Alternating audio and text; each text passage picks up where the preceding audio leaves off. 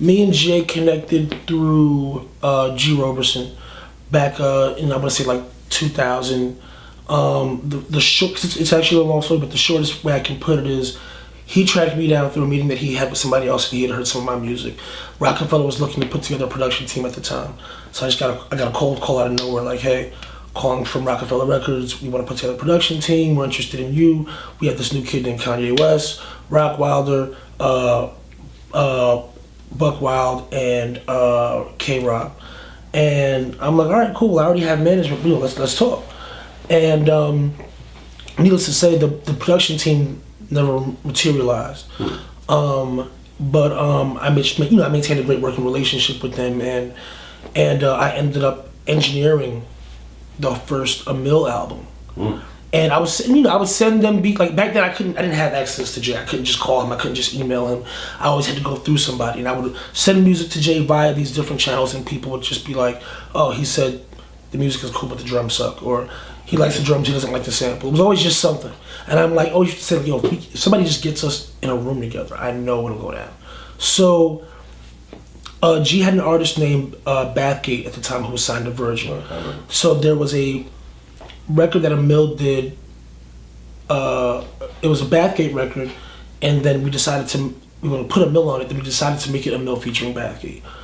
Jay hears the verse and he's like, yo, that kid is dope, but I'm getting on this record, take him off, I'm jumping on this. So Jay does the record with Emil, and then he's like, oh, by the way, who did this? And they're like, oh, Just.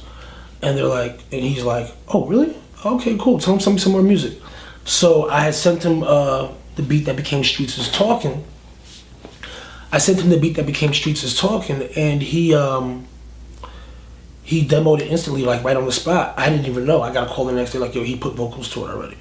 So they're like, why don't you come down to the studio and listen to it? He'll be at this new studio we just built called Baseline. So I go over there, and while he plays it for me, I'm like, yo, this is crazy. I'm just elated to be in the room with him, and he goes in the booth to do vocals to the song that ended up becoming a Parking Lot Pimpin'. So while he's in there, I have an MP in the room. I turn on the MPC and I just make a beat in my headphones, play it for him when he comes out, and he's like, what's this? This is crazy. I'm like, I just made this right now. He's like, how? I was in the booth. I'm like, yeah, just had the headphones on. He's like, so you just made this while I was rapping just now? And I'm like, yeah. He's like, all right, stick around. We're gonna make you a star, and that room over there is yours. Like that, huh? Yeah, and that was that. So had you not made that beat right there on the spot, that probably wouldn't have happened in that capacity. Yeah, it might not have happened that way. No. Yeah.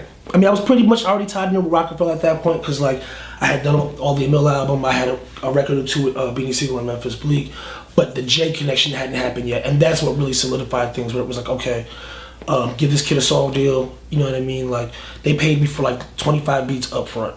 Really? Yeah. So like, and that's kind of what I was never signed to them. We just had a deal where it was like, we like your music, we are who we are, we're gonna pay you up front for some music. You can still go do whatever you want, work with whoever else you want, but when you have that kind of working arrangement with arguably the biggest rap label at the time and the non-arguably the biggest rap star of that time, why would you really be wanting to go anywhere else? Might as well just stay there.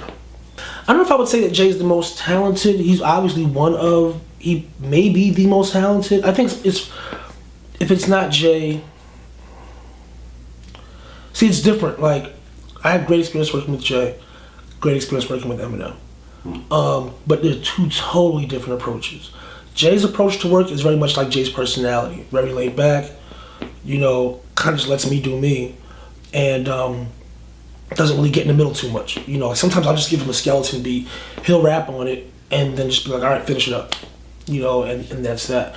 Whereas Eminem is very much hands-on with the process. So they're both very creative and super talented, but just in very different ways. Em is there when you're making the beat sometimes.